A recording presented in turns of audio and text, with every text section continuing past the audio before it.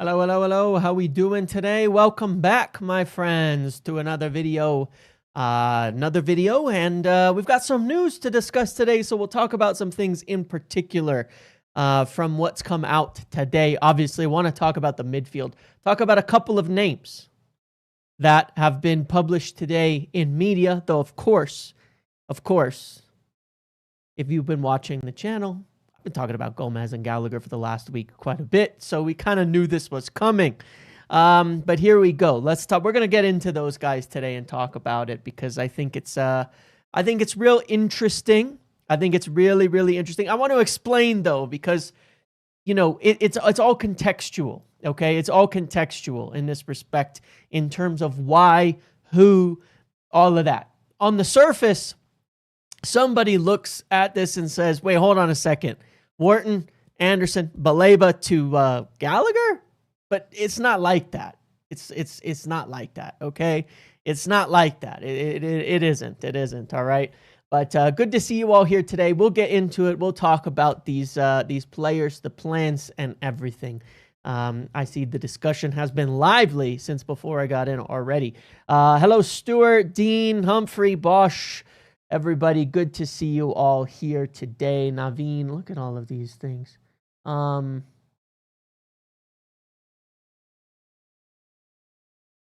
I'm just looking at all this conversation going on, trying to catch up and make sure I didn't miss anything that people are saying here. But yes, very, very interesting times. I don't think we'll cheap out on the midfield. I don't think we'll cheap out on the midfields. But I think there's context that surrounds all of this in terms of what we're talking about. And yes, Gomes is Joao Gomes, someone I've been a proponent of United signing for some time and been speaking about in the last few weeks. But yeah, there's a few things. There's a few things that I want to discuss here. No, these aren't international break BS. They really aren't. I'm serious. These are real names. These are real names. The articles. Love content, brother. Cheers. Thank you, Bosch. Thank you, Bosch. The articles are very likely probably held up until the international break because it's dry. It's fucking dry, my friends. It's dry as hell in terms of getting things going. And it's even drier for journalists when United aren't in a crisis in terms of making articles and clicks and things. Like the whole athletic story today was saved for the international break, of course, because why wouldn't it be? I know it was a year, but it's also opportune to post it during the international break and have this kind of content ready for these international break. But it doesn't mean it's BS. It doesn't mean it's BS. So yeah, look, the main thing I want to talk about today is the midfield. I really want to talk about the midfield because understandably, United are not looking right now at potentially like first team regular signing for the wingback position because they've already signed a player at wingback in Patrick Dorgu. We've got all these young players, as we talked about yesterday, Harry Almas on loan, Diego Leon. We've got options kind of floating around in different positions and maybe they'll be ready. The midfield is where the next investment is really coming, right? That is where it is coming in. Irish Serpent, welcome to the Pro Muppet as well. Thank you very much, my friend. That's where it's coming, is in the midfield. That's where the investment is going to be. That's where the plans are being made. That's where it's all going down. Now,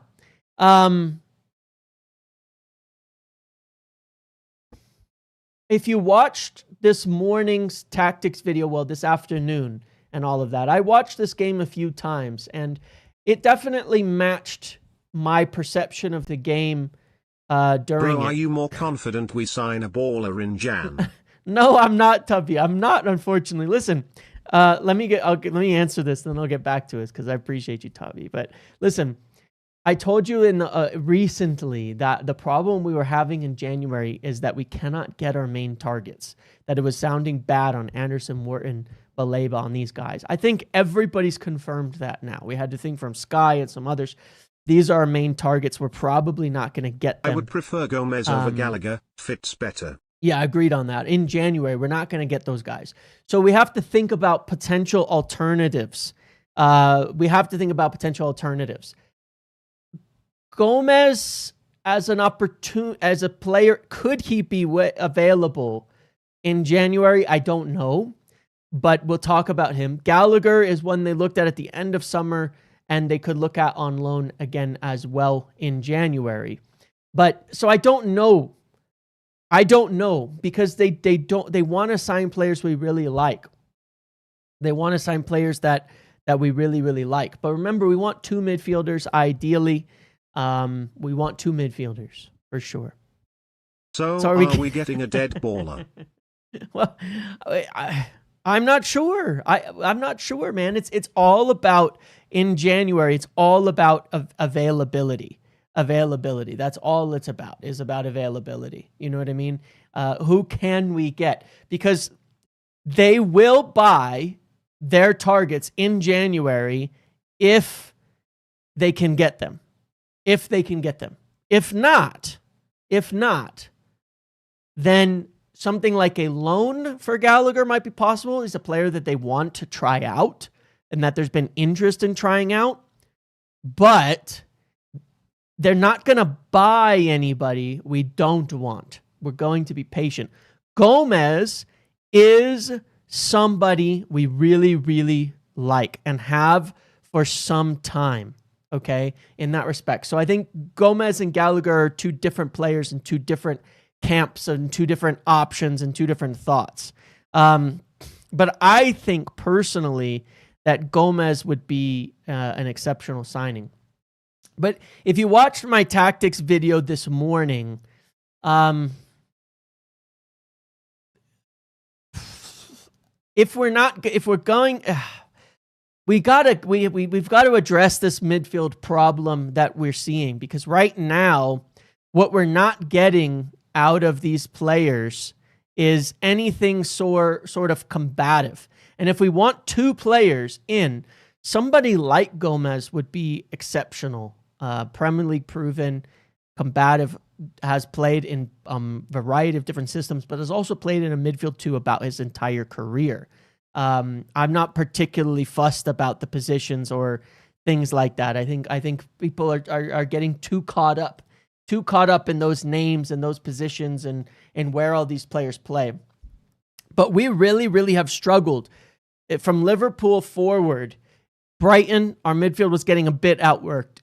Forest, they were getting totally outworked. And against Spurs, they weren't even there. It's been getting worse and worse and worse and worse in terms of the ability for the midfield 2 of Bruno and Casemiro to keep up with the game. And unfortunately, I just think it's wear and tear and age. I don't know another solution to it. But if you watch the video, you'll see what I mean. Oh man, it was really quite a frustrating watch, because it was really hard to say what was wrong with the game. It was hard to point out what was going wrong and why United could not get control, except when you look at all of the little things, and then you could see it. When you look at every little thing that was happening, when you looked at, when you watch every loose ball, when you watch every single header that came in, every time you watch Luke Shaw step into the middle, every time you watch De Ligt step into the middle, every time you do all of that, every time that happens, we just lose it. We just lose it. Every time that happens, we just lose it. The ball will be 3 inches away, 3 feet away from Bruno or Casemiro, and they'll get beaten by a guy who's 7 feet away. You know what I mean? Like, that's what would happen over and over and over and over again. So all of our pressing was, yes, exactly that, Irish. We have a more cohesive team now, and it's easier to figure out what's slowing us down. As we keep going up levels, as our center backs are stepping up more, as they're pressing more, we're losing all the second balls once again, because we're actually trying to attack at the same time instead of just having everybody sit in the midfield all game so that we have 5 versus 2 or 3. It worked against Liverpool because they're like Ten Hag under Slot. They empty their midfield, so we had a 5 versus 3 in the middle at all times, and we were much, much better than them in that respect. It worked versus Liverpool there. With Brighton, when they had a bit more energetic midfield, it was up and down. Against Forest, when they have a really energetic midfield, we were getting destroyed because we are losing the one-on-ones in the middle of the pitch, right? We're losing them. Especially if and when Mason Mount isn't in there, because when Mason Mount plays, he even supports the midfield even a lot more. And against Spurs, they don't really have good players in the middle, in my opinion. They don't have like real ballers in the middle, and they don't even play through the middle that much. But what they do have is a shitload of 10s. It's basically the way they play football is not even that dissimilar to us. Xavi Simons was running in all over the place, picking up empty spaces. Bentancur, what came on later, the midfielders that they had were outworking Bruno and Casemiro in every single facet of the game. And the problem we're having here is that the margins are really, really small. Yeah, the managers have figured out, yes, they have, and they definitely have, but a part of it is just work, Like, when teams try to play through the middle, we can do okay. When they just pass it out wide, win the second balls, pass it out wide, Bruno Casemiro just can't keep up. They really just can't keep up with the game. It was really, really bad. And we're not going to be able to get control of games because we can't press and back up the press as well as we should. We lose a lot of the gains that we're getting from Shaw being so aggressive, and he's been unbelievable again, by the way. So, yeah, it's a problem. And again, I still think the wingback thing would improve things quite a bit in terms of how we can play down the wide areas and all of that. But the midfield is just getting outworked. We need legs in the middle. There's really no other choice. We need legs in the middle. The goals we conceded, the first one especially, pretty much comes down to some really poor decisions, I guess I would say.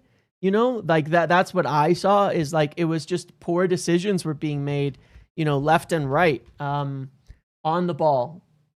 And in like the decision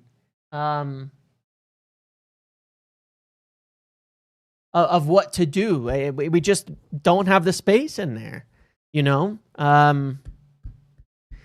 but we don't have the solutions off of the bench. We don't have the solutions off the bench to change that. And so I think it's important that we get something. I'll be honest. I think it's important to get something. And that's why I'm a little more open to the idea of someone like Conor Gallagher in January. If we cannot get the people we really, really want, I'm just kind of open to that aspect. The whole thing with Casemiro is a bit overstated in general, because the fact of the matter is we also concede fewer goals when Casemiro's on because he's on in the beginning part of the game. In the early part where we're very good. We also conceded goals in the second half when he was on against Forest, and we've conceded goals in other instances as well. There's a lot of reasons. There's a lot of there's a lot of reasons why these goals are happening in the second half that are not as easy to explain as just, well, Casemiro on versus Casemiro off when you watch what actually goes on there. But a stopgap is only in the instance of if we cannot get our major targets, and only temporary. We shouldn't necessarily, but I think it could help us just survive this season. And I'm going against some of my own thoughts on this in the past and thinking about stopgaps and all of that and everything. Goals versus Forest weren't because of the midfield, though. I mean, it depends on how you look at the game. We had no control of the game versus Forest coming out of halftime and kept giving the ball away and getting outworked in the middle. So, in essence, it was. The goals against that Spurs scored were not because of the midfield either. The ball came in from out wide in both occasions, a set piece and a cross, in terms of how the goal was scored. But what led to it was lack of control in the middle of the pitch, and the same thing against Forest as well. And it was the same thing against Brighton when we conceded those goals very quickly. How we conceded is one thing, but the lack of control in the middle of the pitch was what led to the situations that result in conceding in a couple of different instances. Not the first one so much, but the situations around them attacking us and things like that.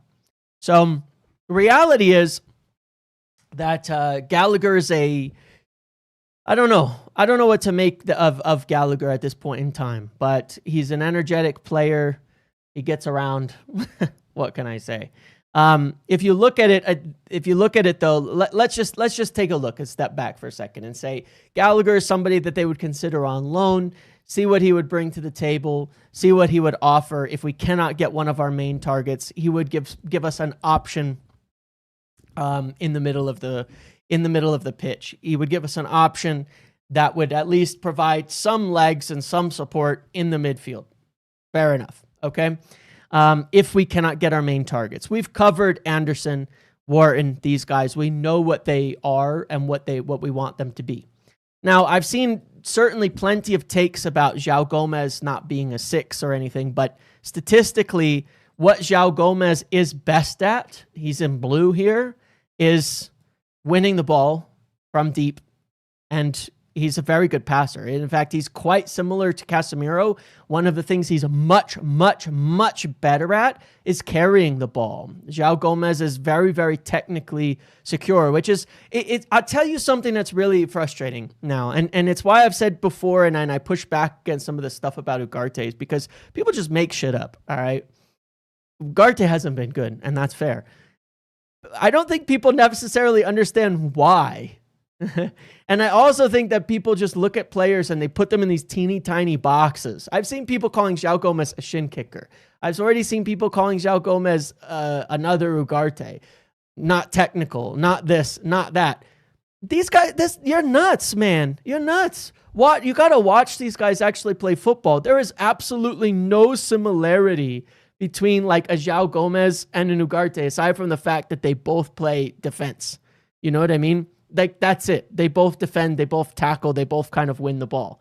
That's it. Joao Gomes is very, very technically secure, and he's been doing it in the Premier League for quite a while. He's only 24 years old, but he's been doing it for years in that Wolves system in a 2.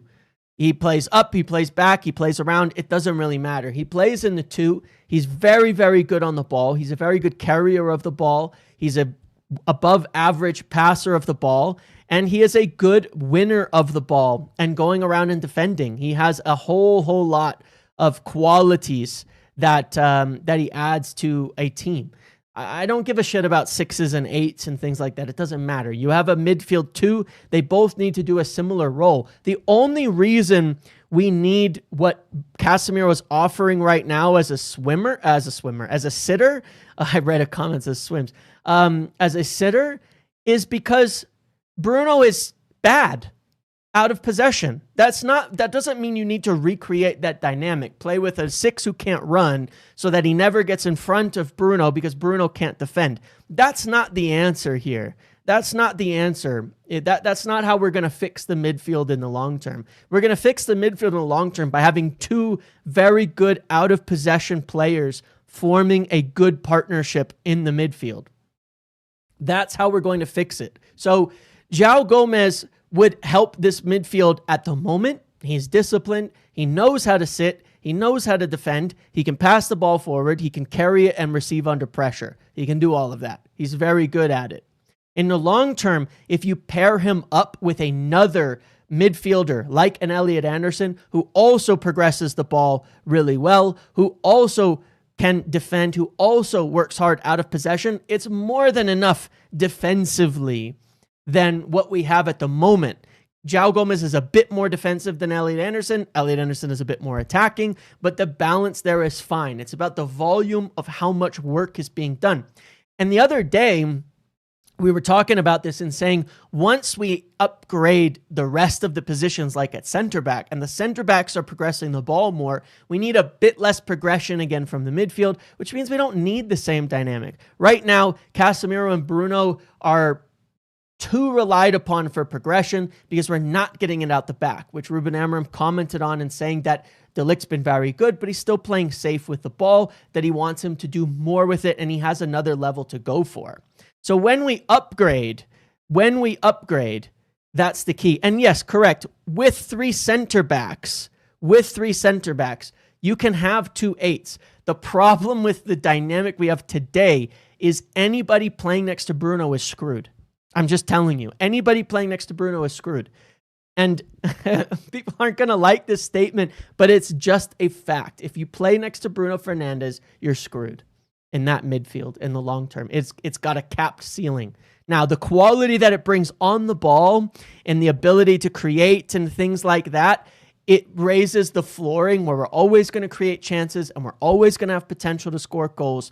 But as long as you are playing next to Bruno in that midfield 2, you're screwed. I'm sorry to say it. We're going to concede chances. We're going to give up the ball, and we're going to give up control. It's just a fact because it's who Bruno is. And as he gets older, unfortunately, the fact is he does even less off the ball than he was doing before, winning second balls, challenging for duels and things. It's just the truth of it. Okay. That's just the fact of it. And it's not hate, and it's not this, and it's not that. But that's why we need to rebuild the midfield. That's why the midfield is a focus. That's why Ruben Amorim was talking about Bruno being rotation next year and things like that. But the problem is it's the same for Casemiro. He's too old. That's why we wanted another midfielder in there to help. So it's like at the moment, while we're rebuilding, it's okay. We're getting a lot of quality out of Bruno. We're getting a lot of passing out of Bruno. We're getting a lot of creativity out of Bruno. There's a lot of things he's doing that are helping us create and score goals every single game. Totally correct. And he's gotten better at it. He's gotten better at it, especially in possession, a little bit better. Out of possession, it's a disaster. I'm not going to lie. It is a disaster most games out of possession. It just is when you really break down the moments and watch it. It's not great. I would still keep them as backup players because I think they're still better than what we have in the alternative for the situations that we have right now. But if they were bit part players, if Bruno was coming into, let's say you're chasing a goal. Let's say you're chasing a goal, right? And you've got Bruno on the bench. I want Bruno coming in, making your midfield more attacking at the cost of defense. Awesome. That's great. Okay. That's what I'd like to see. All right. Those are the things that help in that instance. Let's say you want to seal a game off and you're defending deep. Get Casemiro onto the pitch. Awesome. That works for me. There are use cases for players who have the qualities that they have, but to control and dominate games from from start to finish, they're just not going to do it. I'm not saying even should we extend them or anything like that, but I would be okay with them staying in backup roles because I can see and rotation roles in the future because I can see their uses. I can see their benefit. I can see the quality that they provide. But the fact of the matter is, as flawed as it is, we don't have a better choice. We just don't. Manu runs less than Bruno and Casemiro. I'm sorry to say he does. Ugarte runs more. It's just, I don't know what he does exactly at this point. We don't have better options. We just don't have better options. So it's time to start fixing. It's time to start fixing things in general. Okay. It's time to start fixing things in there. It is just one of the big issues, but we just don't have a choice. We don't have options right now to resolve this. He does run less than Bruno. I'm sorry to say. People don't like hearing this. Kobbie Mainoo runs less than Bruno. He just does. Bruno still has a better work rate than him. I hate bringing up the Mainoo thing, but it's just a fact. It's just a fact. He just does. He doesn't have the passing range either, which sort of makes it even worse because he gets caught up the pitch a lot by comparison. I'm sorry. He is slower than Bruno. We may not like it. You know, I'm being fair because you'll sit here with me saying like, it sounds like I'm just bashing Bruno, but I'm being fair here. There's things Bruno's good and bad at, and there's things that Kobbie is good and bad at. You know what I mean? And right now it's It's challenging because we don't have anybody who does everything we need well. There's big flaws with every single player that's in there. There's things that, there's flaws with every option that we have, and there's pluses with every option that we have. So, it is what it is in that respect. We have to accept it. So the midfield's where we're investing. The midfield's where we're working. Now, I want to show you some things here. So again, Gallagher could be a stopgap kind of option, some sort of cheap loan. They're not trying to buy him. They want a loan for him. Someone who can give us some legs, some energy, some addition to the midfield, just another option potentially who has played in the Premier League. Now, I have my doubts on Gallagher. A lot of people will hate the idea of it, but I kind of trust the eyes of the people recruiting. If they like the idea, then I'm willing to give it a shot. I'm willing to see what he's all about. In the case of Joao Gomes could provide us with a level that is good enough to be a starter, in my opinion, if you can also get a second midfielder in the long run to pair him with someone like Elliot Anderson, who's going to do more progressing, more moving the ball, more getting it up the pitch. And that, to me, would be a really, really good pairing. I've liked the idea of Wharton and Anderson being the future pairing for United, but that is a monstrous, probably 200 million or 180 million outlay. And you're also competing with a whole bunch of clubs for those two players. They're going to be on City, Madrid, Liverpool, etc's radar over the course of the next season, the next summer. They're going to be going potentially to the World Cup. You've got serious problems there in trying to get both of those players. So it's good to have alternatives. It's good to have more affordable players and good players. Joao Gomes plus Elliot Anderson would still make, for me, an incredible midfield partnership, one that would work really well. And I think Joao Gomes could do excellent, in that respect. And let's look at some of the numbers here on this basis that kind of add this up. Like I said before, and look, here's the thing. I understand, stats don't tell you everything. Ugarte on the stats, by the way, looks very, very similar to Casemiro. Stylistically, you've got to watch players with the eyes and things like that. But Joao Gomes does better than both. Now, I know it's always bizarre to me, Ugarte's stats always popping up way over there. But one of the things I want to point out on this chart is the size of the circle is about minutes played, okay? And so that comes into game states and things like that. One of the reasons that Manuel Ugarte's stats do look good, that is misleading, and it's why you have to look at it, because I don't think he's been great when he's come on, is that the majority of his minutes are coming into defensive positions. So when we're looking at per 90s and things like that, and even progressive passing and things like that, you're talking about a guy coming in defensive situations where we're defending a lead or defending a game very often, sat deep. Going to have more defensive stats and going to be able to launch the ball forward a bit more. So it can be misleading because Ugarte is not a starter. And that's why I would just say, again, his can be misleading, but that shouldn't mean it's being used to denigrate other players' stats and things like that. If you look at under 25, we were looking at interceptions the other day, shielding, screening the defense, as well as progressive passing. Can they screen the defense, intercept passes? Looking at Wharton's underlying numbers worry me. Well, we're going to look at a few here because you can see Wharton up here. Wharton has a insane passing, right? But if you look here, this is possession adjusted. So when you do possession adjusted stats, Wharton looks incredible because Palace don't have a ton of the ball. If you look at Joao Gomes here, he's one of the better midfielders in terms of balance, shielding the defense and getting the ball forward. He does quite well. Yarmouk is another that United have looked at right around the same spot. And again, if you look at minutes played, you can see the starters. So, Onana, Caicedo, Ampadu, Yarmouk, Gomez around the same spot. Very good, solid players in that respect. You know what I'm saying? He's very good in that respect. And so is Elliot Anderson, to be clear, but a little bit lower because Elliot Anderson will show up better on some of the tackling stats and things like that. So again, I would watch Joao Gomes if I were you. Give him a shot. Watch him playing in one of these, in a system, playing in a 2. You'll see next to another technical, hardworking midfielder, he does really quite well One of the other things is obviously carrying the ball. This is where one of Casemiro's big weaknesses is that when we're trying to play out of the press and things like that, he's not so great at like being able to turn. You know what I mean? Let me see if maybe it's under dribble success rate or something like that. I don't know what I was looking for.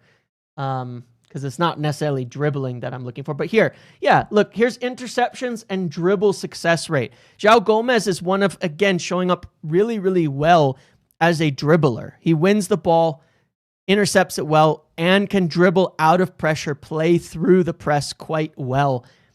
Right up there with Tonali and Baleba. So this is who he is. And I think Joao Gomes is very, very underrated in this respect. He's a really solid midfielder, can play out of the press, can dribble out of pressure from deep, and he's usually in a team that is facing pressing, that is facing teams aggressively attacking. He can dribble out of the press, he can shield the defense, he can intercept the play, he can break up the play, he passes the ball well. He's a very solid all-round player. And that's what I would say about Gomes is that what you're going to get from him is that he's a very consistent player in this respect. He's just an all-rounder who does a lot of everything. Here's his prior year as well, so you can kind of see that. He's a consistent player in this respect. You know, Joao Gomes is very good. He's very good. And the idea like he's not technical or he's not this or that, I think is very misleading, especially when you consider he's been playing in the Premier League since he was 20 years old. So he's been doing it in a tough league for a mediocre team playing in a 2. He's a little bit small. I would agree with that. However, with the way that our center backs are playing, stepping up into the midfield, winning headers, things like that, being aggressive, I think it can cover it. And honestly, Joao Gomes, for me, if we can get a second midfielder in as well, I think Joao Gomes helps now, and I think Joao Gomes helps us in the long run and would be a great option as a starter, you know, matched up with different profiles. You could play him with Casemiro, you could play him with Bruno, you could play him with Anderson, you could play him with almost anybody, and he would work because of what he brings to the table in that respect. He's just a very, very good player for this midfield. And again, in the long term, as we see, you know, in the long term, yeah, he's the same height as Anderson too, so whatever, right? As we see the team evolve, as we see the team, you know, grow, we're going to need a little bit more of just all-round basic midfielders in there in the center of the pitch. And that's where I think Gomes could be a really, really good option. Yeah, I think he'd just be great. And you can always continue to add players to that. There's no reason Gomes and Bruno wouldn't work that Casemiro and Bruno works. I'm sorry to say. There just isn't. I think people are very too caught up on specifics, get too caught up on like, anyway, it's not working now. Here's the thing. Casemiro and Bruno is working, and it's also really not working. And it kind of like, it very often, it very often looks like it's working because we've won some games. But when you really dive into the last few games especially, you will note that what we're doing isn't working. But it really defines what you think of working. You know, we are winning right now. We have this problem. Casemiro's not working, though. That's the thing. It's just not. I know it seems like it's working, but it isn't. We're conceding still just way too many chances every single game. We're conceding just way too many chances. It's not this idea that it only crumbles when Casemiro comes off. I'm sorry, just isn't true. It just isn't true. You know, it just isn't. Unfortunately, it's not. There's moments, but there's a lot of bias going into it. Casemiro has been very important because he's next to Bruno. It's like there's a degree of things working and there's just what isn't. We've seen in the last couple games enough evidence. I understand that looking at just when we concede is one thing, but the cracks are starting to show and it's getting worse and worse. It's working in purely a results-based analysis form of looking at it, okay? That's one way to look at it because it works better when Casemiro and Bruno are together, but that doesn't mean it's working. We don't control the game.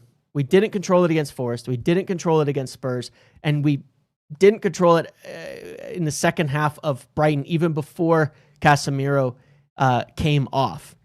We conceded a lot of chances in many of these games as well.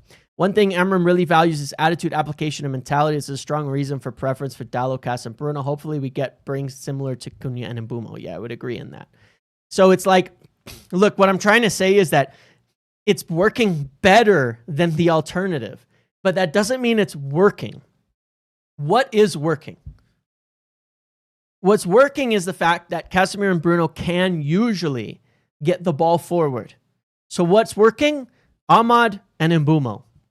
Let's be real for a second, okay? What is working? Ahmad and Mbumo. What is working? Shaw. What is working? Lamens. What is working? De Ligt. We have things that are working, and Bruno and Casemiro is the best we have within that. But that doesn't mean it works. You know, it's the right choice. We have to do it. We have to play it because we don't have anything better. But while it helps us get to something, and they can get the ball up to the attackers who are brilliant. And I'm not just saying it's all individual moments. There's well-worked goals and things like that as well within this. It's also meaning we don't get control and we concede too many chances. So it's relative. It's all relative, right? So there's what works and there's what doesn't aspects of it. And I can accept where we are. And where we are is a team that is probably right around 4th and 6th in that respect. No, you have to understand the context of what I'm saying, because I've said Casemiro is the most important player in our midfield. He is. That doesn't mean it works, because how good is our midfield? Not that good. How good is Bruno in our midfield? Not that good. There's things they offer, but the ceiling is capped. And if you go back and watch, I've said this plenty of times, even when I said Casemiro is the most important midfielder, I said, but the problem you have is as long as you're playing next to Bruno, it's capped. It's limited in how high that ceiling can go with the two of them. And we've reached the cap. I'm sorry to say it. We've reached the cap. Wanting to win 5 games in a row, not going to happen.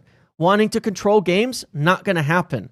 We're going to be a team that can succeed, thrive, and do an exceptional in these moments that can have a lot of good things at times, but is ultimately going to be limited by what is there. Why is this donation not coming through? As per latest report, Casemiro doesn't want to reduce his current salary. Is the world where we see Ugarte, Bruno, Casemiro leave next summer? Probably.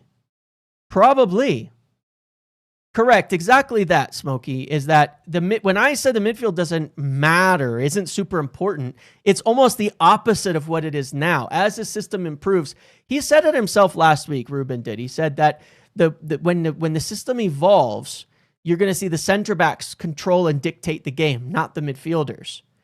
But at the moment, our midfielders can't run. And it's the fact that they can't do the out of possession work that is causing a problem, right? But yes, Casemiro doesn't want to reduce his current. There's a lot of mixed reports on Casemiro. There have not been talks over his extending his contract as of yet. Okay. But there's a serious, honestly, there's a world, I think, I go back and forth on this every single day based on what I've heard and what we've seen.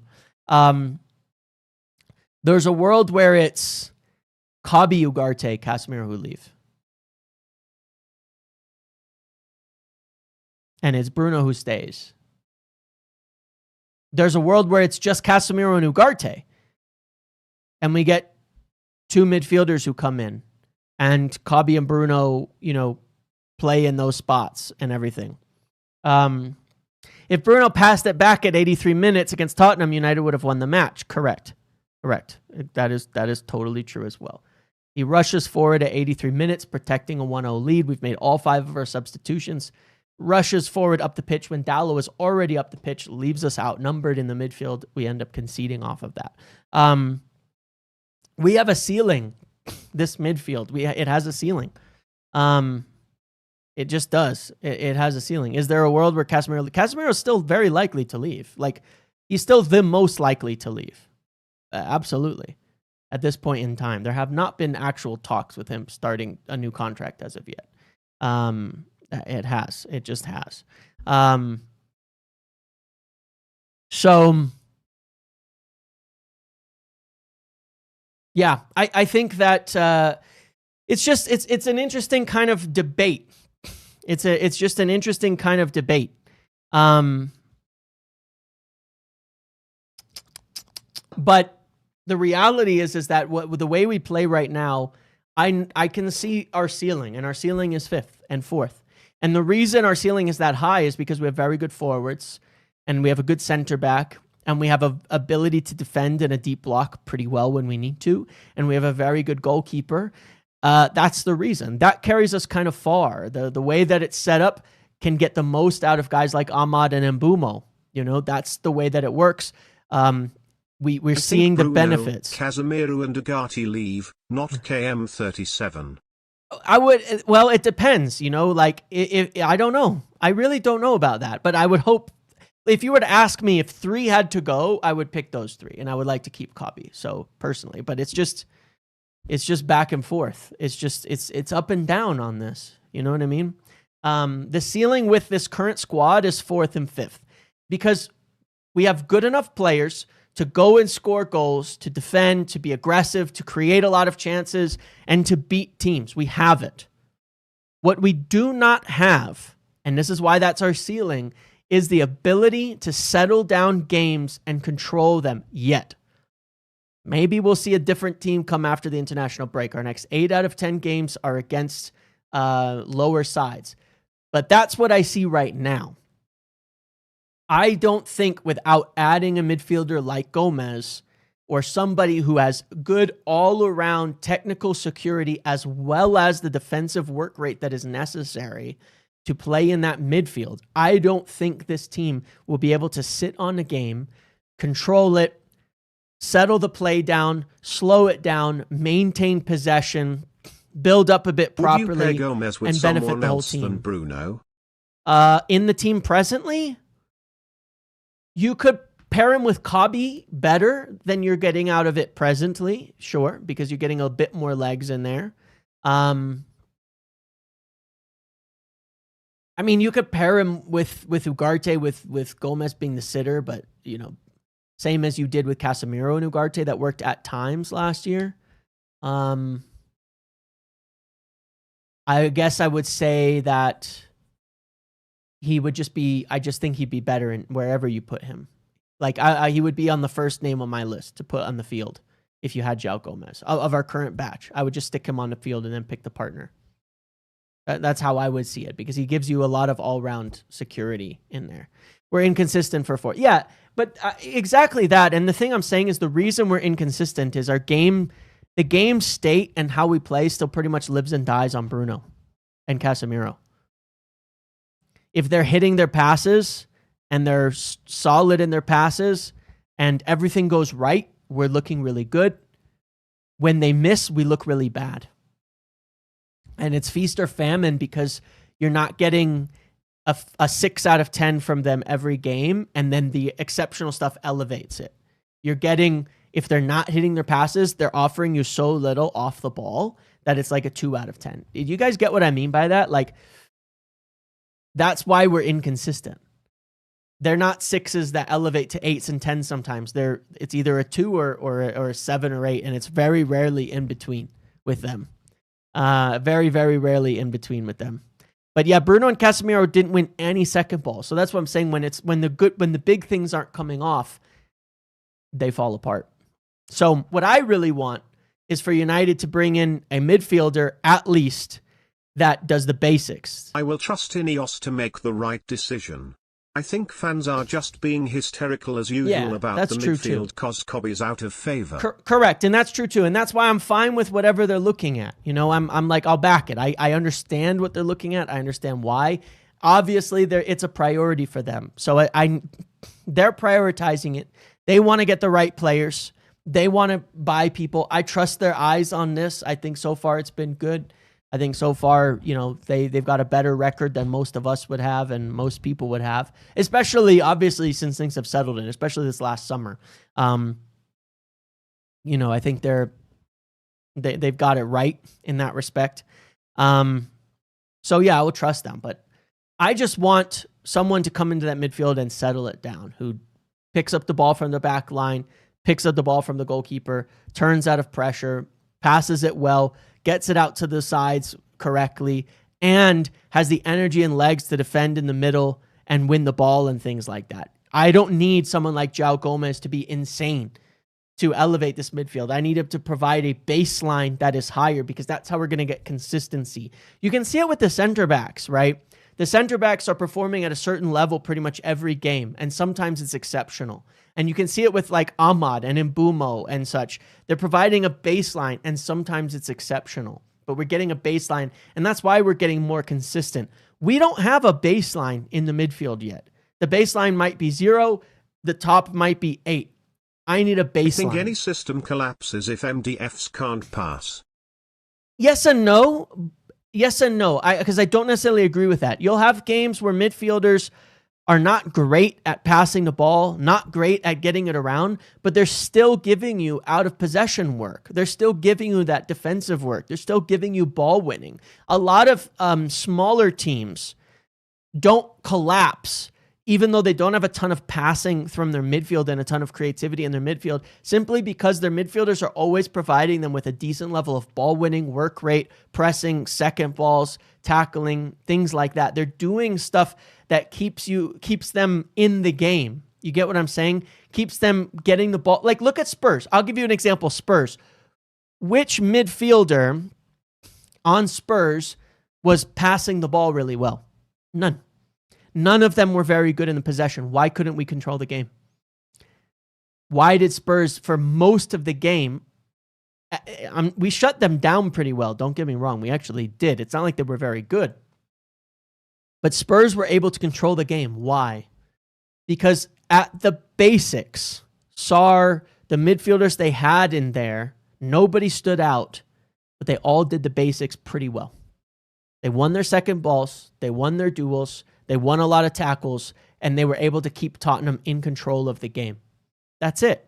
That's all that really happened, right? And so you can see it in those types of games, right? That's what we don't have. We don't have that in our team right now. And that's why we're able to be controlled, and we can't control the opposition. And that's what I want to fix, that we have some dominance, because you have to be able to do something. You have to either be physically dominant, or you have to be able to be brilliant with the ball. And ideally, you're both. If you look at City, that's what they built so well, of course, under Pep. If you look at Arsenal, that's what they've built. Physical dominance, but also passing. And that's obviously you get both in that respect. But the physical dominance is important. You have to give credit to Arteta with that. He made Arsenal an incredibly physically dominant team. They will outwork you, they will outrun you, and they will fight you every step of the way. Look at Sunderland, why they're succeeding in the Premier League right now. Same exact reason, ironically, with Granit Xhaka in the middle of that midfield, who exemplifies that.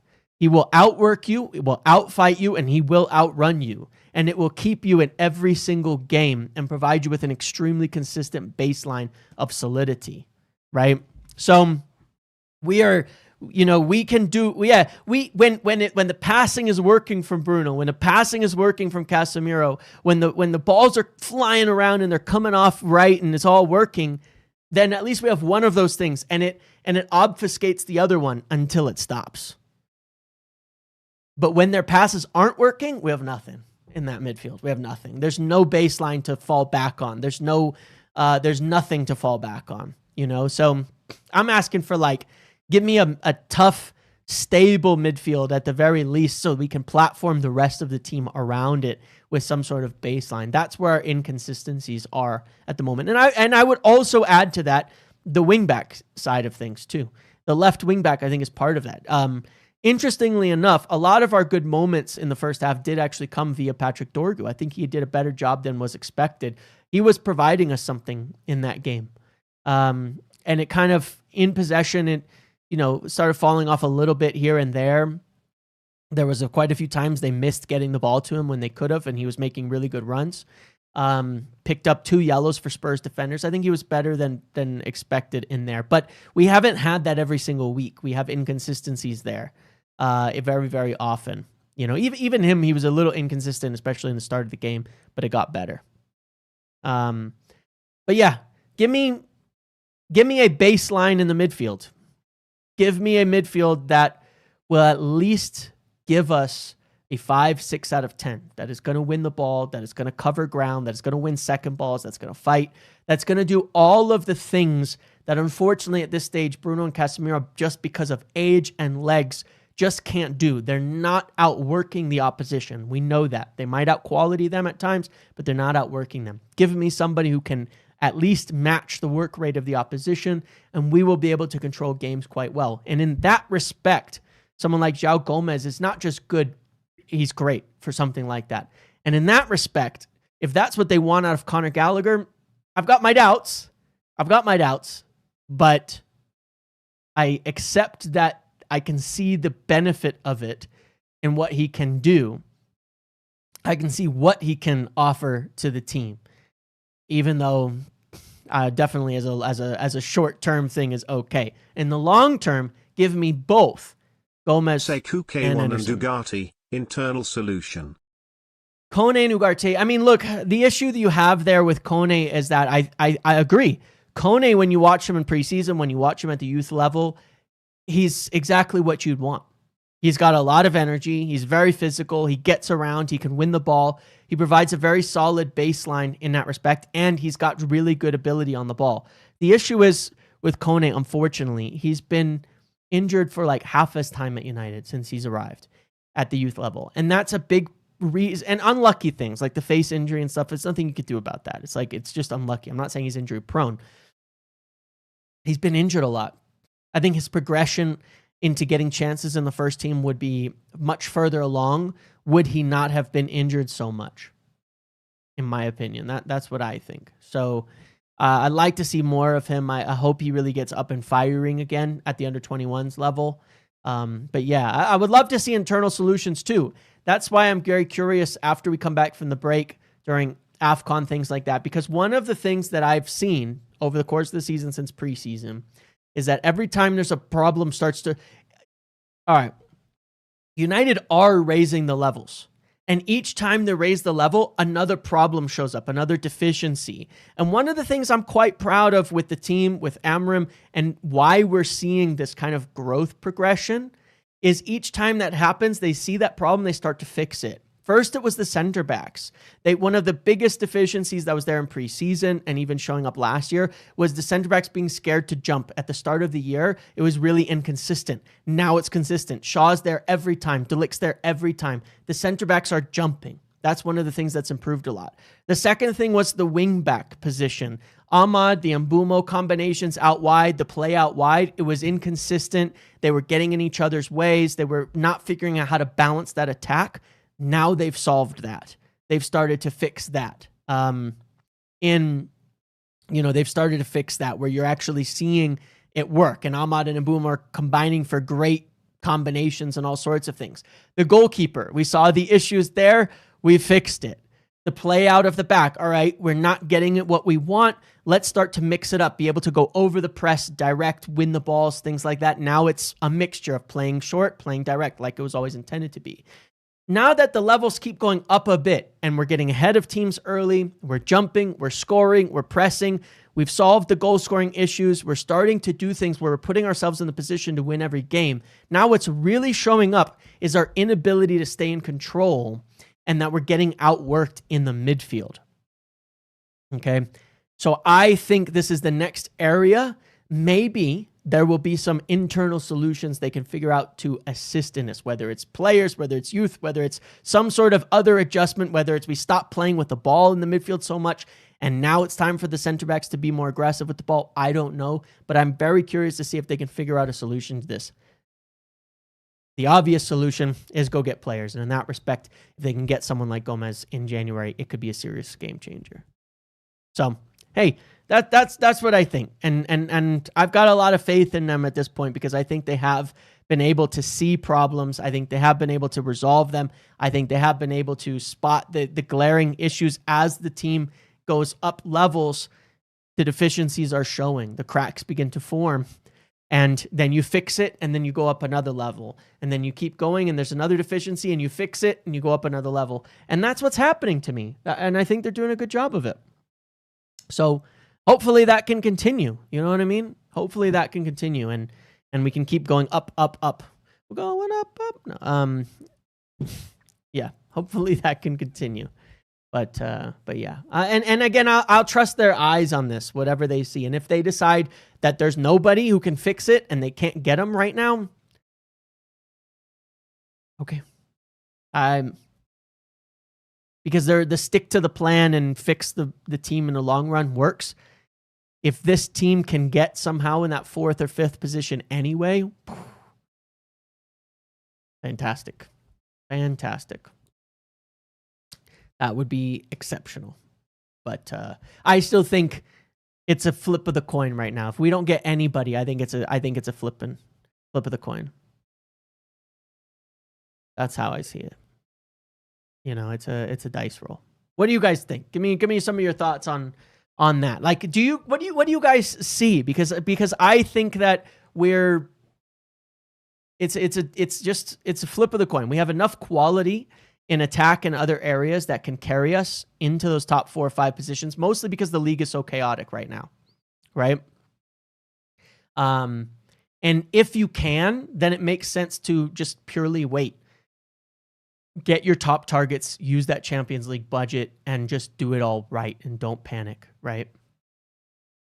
If you can not, even the 1-year difference between Champions League and Europa League is worth signing somebody. But if you're going to sign that someone, you need someone who you know can hit right away, a Premier League proven player. That's why I don't think one of the young, like signing some young player that may not adapt makes sense, like a Stiller or something like that. But I'm going to see. There's 40, we'll have like 40 days, maybe like 10 games to see if there's another solution from within that can help with some of these problems, especially as we're going to play against easier teams. The next run of games, my friends, is going to be really, really telling. Very, very, very telling. Because we are going to play teams where we should be dominating the game. We are going to play teams where we should be controlling the game from top to bottom. Can we do it? I think the lack of ability to do so, if no adjustment is made, is going to hurt us. That's what's going to hurt us. So I hope that there are some adjustments. I hope there's some internal solutions we can find. I'd like to see different things go on. I'd like to see different... I think we do worse against worse teams. I don't think we will. I'll tell you why. I think against the worst teams, we will score more goals. And that's what's going to carry us through these worst games, that we will score goals. We have the quality to score a lot of goals against these teams. But I think the games against the worst teams are going to show the deficiencies in that midfield, because we're going to face midfielders that aren't caring about playing with the ball. They're just going to outfight us, and we're going to see them outfight us over and over and over and over and over again. You know what I'd like to see?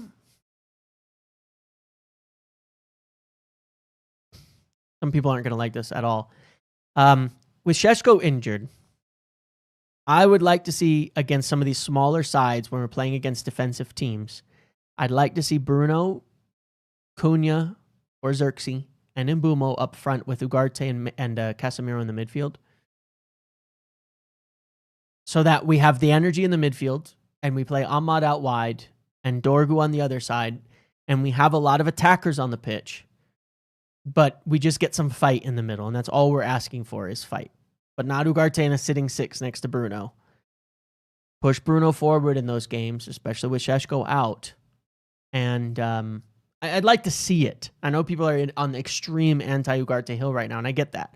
I don't want to see him come on as the 6. Like, I just don't think he's offering anything to us. But I would like to see that. I'd like to see that because I think it gives us a better chance against the weaker teams.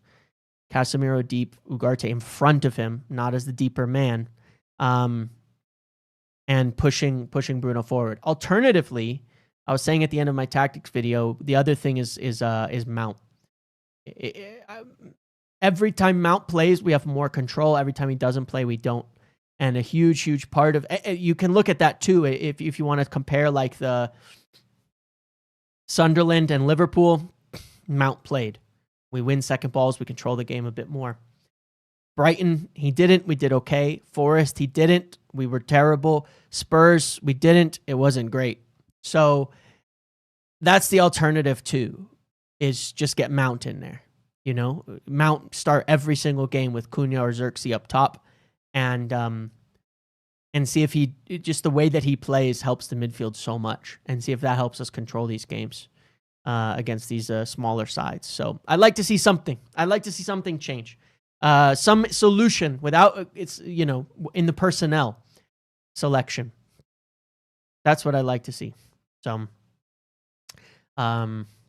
yeah, I wish we dominated games more, because if we did dominate games more, I think you can play Mainu in one of the 10 positions as well, quite successfully against loaded boxes. The close control, the small space play that he does, things like that would be better. Maybe we get braver. Maybe we get braver and do something else, but we'll see. Those are my thoughts. That's what I've got. That's how I feel about this right now. Okay. Yeah, that's it. Tomorrow, I'm going to put together a video comparing some of the this season's start compared to like the last 6 seasons, some of the stats, some of the changes, some of the things that we're seeing and all of that. How many points do you see us getting in the next 10?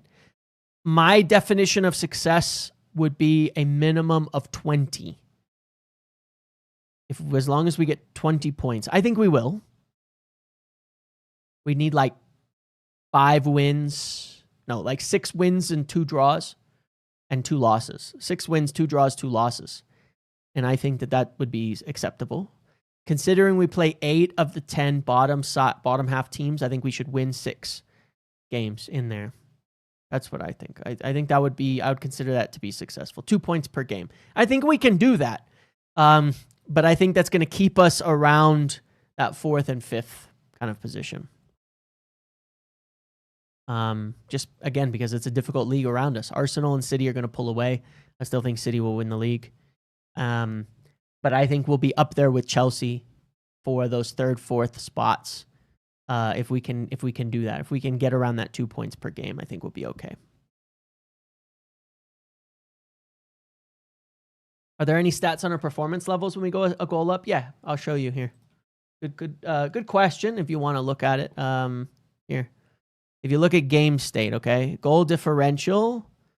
Our best game state is our best performances come when the game is level. Makes sense. 11 scored, 5 conceded. The chances created significantly better. Our second best is when we're losing by more than 1, but that's only 49 minutes. Once the game goes +1 and we're a goal ahead, it's basically even. And that's risky. That's risky. When we're up by 2, these aren't so meaningful. When we're losing by 1, we actually aren't so good, even though we've probably changed that in recent weeks. It's kind of come back. But yeah, we're just best at even game states. When we're losing by a lot, again, that's only 49 minutes, so that doesn't tell us much. This number we need to improve. When we're winning by a goal, we've got to put our foot on that game and take control of it. This should be a lot better. Because we're good at countering, because we have such good attackers, this should be a lot better. When we get a goal ahead, we should be able to press that advantage into 2, 3, 4 more. But it's been not good. We've been conceding too much. We've conceded 6 goals and only scored 4 at +1s. That means that more often than not, we're letting teams back into the game and drawing us level when we score. Not good.